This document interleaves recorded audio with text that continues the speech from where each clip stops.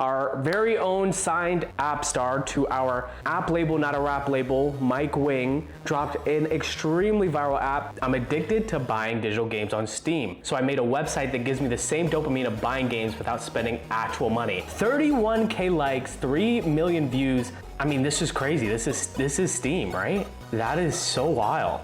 Let me get Red Dead Redemption. Add to cart, The Witcher, Last of Us. I mean, it actually sounds really good. Dude, I mean, it's so interesting, this culture, because I didn't really grow up playing video games. I grew up on the slums of Mumbai. Okay, let's try this. Accept gift. Oh wait, this is really fun. Look at my shopping cart. Continue to payment. Okay, I get it now. This is amazing. 5, 6, 7, just give me everything. I'm ready for that feeling. Oh. So this is like your own social media app. Who uses this? We have boards. Yo, damn, this is truly a super app, bro. Dude, I do wonder how super can a super app get? It's basically an Instagram, Spotify, YouTube Music, and Reddit if they all had a baby. That's pretty insane. Hi guys, what's up? I'm new. Would love any feedback on a new web app I made. It's basically a shared to-do list. Everybody in the chat can hop in on this. Now, how do I invite my friend to be here? Is this it? We're all gonna put down there what we have to do in the next hour. Who the hell put watch Love Island? Because I agree with you. Root for KC on Love Island. All right, probably not. Probably not that. That might be the end of my career. Oh, this just keeps going, right? Just goes on and on and on. Not mine, but you'd love this. Pizza Planet Delivery. Press any key to start. Oh, this song takes me back to the streets of Mumbai. The last boss that I had, he delegated me to be a judge at this hackathon in Williamsburg. Let's say that you're, an NBA player and you're going into a training camp where there's college students. You want to show them a little bit of what you got so they can respect you, right? So I went there and I coded live. This was like pre-GPT, but I typed code naturally, the natural way, acoustic coding. Bill is one of the great engineers. He showed me the reason that engineers' lives matter, honestly, because I was vibe coding and Claude could not figure out what I was trying to do. I just turned to Bill. He was like, oh, you could just use this one-line thing that's in the terminal. And I just asked Claude, I was like, why haven't we done that? Claude was like, oh, yeah, yeah, you can do that. Blackboy Max was trying our app, Icemanify. When the fake Iceman memes were coming out, we were like, let's just make a Spotify for all of the fake songs that people were making. And then I got 500 DMs of songs that people dropped, and I put them on the site. And people on TikTok were naturally posting them, and they were going extremely viral. People were just posting them. I think this is the first time where I was like, oh, okay, if apps are content, then apps can be clipped the same way streamers' stream can be clipped. This one video got 4.8 million views.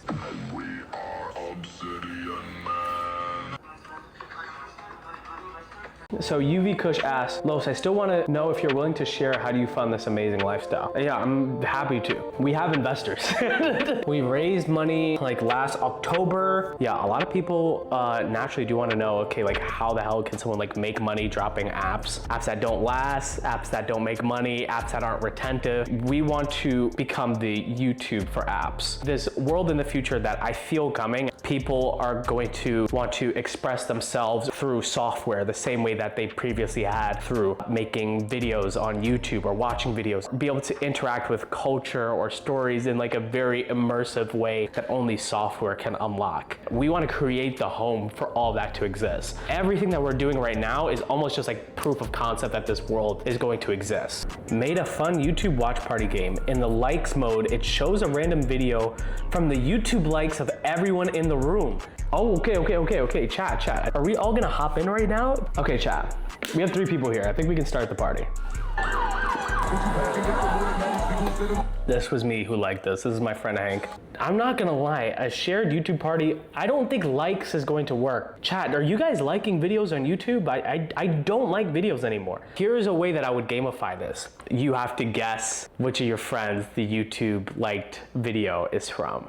A lot of people that are going to be pursuing apps like a creative output, those people are going to be able to like monetize their lifestyles. They want to be able to capture the attention. They want to be able to build a following, less about a user base for one specific app, but a fan base over multiple apps, just similar to like YouTube, right? If you felt like you were growing up in a world where everything was about movies, but you felt like you want to make 2-minute long videos that were about your life, there was sort of like no world for you to do that because there was no like YouTuber that has won. Now that I like see Smosh or I see Tobuscus have like that huge win, you're like, oh, I did not know that I could create this lifestyle where I can express myself, my ideas, 8 videos in a week. It's like unforeseen, and it's like only unlocked by the iPhone. We're entering a software era where it's like you're able to reach that same level of cadence that's only unlocked by AI. To Alaska, the rush is on. I found Alaska. I mean, yeah, when people ask me like what stage of apps are we in terms of apps as content, this is where we are. Like this part of YouTube where you're pulling up a green screen and you're like, I found Alaska and it got 1 million views. That's the stage. That is basically this right here. That's where we are. The Labubu app on the iPhone is equivalent to the green screen North to Alaska video. This is the equivalent. I found Alaska. Final Form is your app in App Store and it's having its own mini apps inside.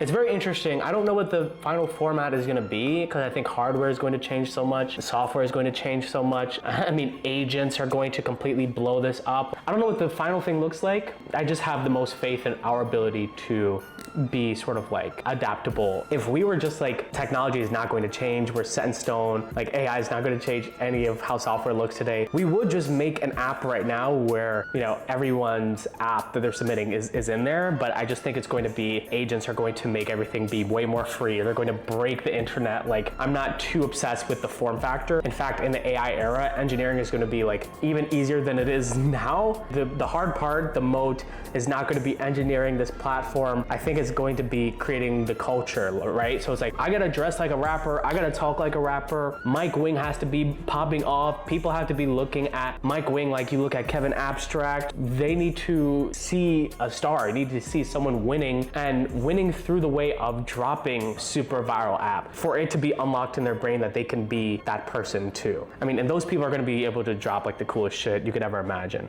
App Store takes weeks, web apps are the future.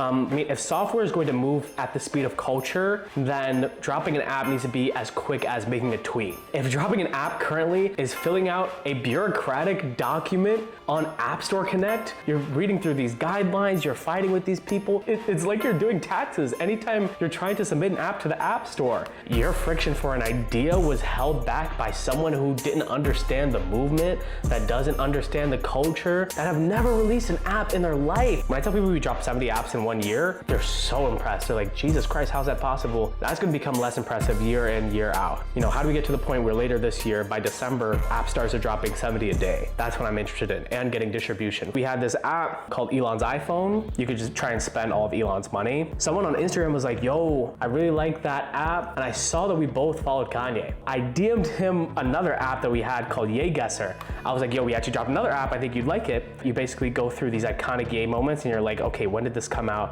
This was in Kids See Ghost era. And then he came up with his own app idea that he sent to me, and he was like, wait, I think I should build this. This person's not in tech, this person has no concept, and he's like on board and he wants to try this and he wants to start creating. I think that's what the future looks a lot like. When we're making an app, there's so much to film, and then I turn that into a daily vlog. When there's no app being made, like last week or this week, I just like, okay, I'm just not gonna edit, but I can always move forward, man. I don't have to hold myself back. So I appreciate you saying that. You wanna say hi? Oh, okay. Hi, Chad. What's up? We've had apps that have gone extremely viral. Mike Wing's app, for example, 3 million views on his post alone. But the issue is, people are not aware of danger testing at all. If the whole model is you're going to be dropping apps at the cadence of a YouTuber, of a musician, what's most interesting with making that model come to fruition is the individual that's watching understanding the concept that there's a new app coming after that. Same way that you listen to a musician and intuitively you're like, I want to hear more from this musician, or you watch a YouTube video from a YouTuber and you're like, I want to see their next video. We have to create the culture and the mental understanding for a viewer that is probably not that consumed with tech to have a similar pattern and interaction where they're like, that Mike Wing app, I want to see his next one. The thing that we would love to achieve is to just get people to care about the person making the app just strictly as a creator. I know who Ninja is. I don't care at all about video games. I don't really play a lot of video games. I don't ever watch anyone streaming video games, but I know who Ninja is. If you can get people interested in you as a person, the rest will follow. If you start your video by being like, today I built this website, like, it doesn't matter what you say after that. If someone's not interested in building websites, they're probably not gonna watch that video. And I think it's an issue that a lot of people making content in tech run into because they box themselves in. And it works for some people. Like, you can have a really successful career on social media just creating tech content without a doubt. But if your aspirations are beyond tech, it can be really difficult to break out of that mold. I'm actually sort of optimistic as fuck now. If you do achieve it, it's incredible because then you're like category defining as a creator. Like, if you could get all the normal people to actually care about like building apps, like that's game over basically. Yeah. No one will ever touch you. No one else like starts building apps after you will ever. Yeah. Everyone else that wins is getting 30% of the returns. And arguably all their winnings will also serve you. Yeah. If you're like the guy.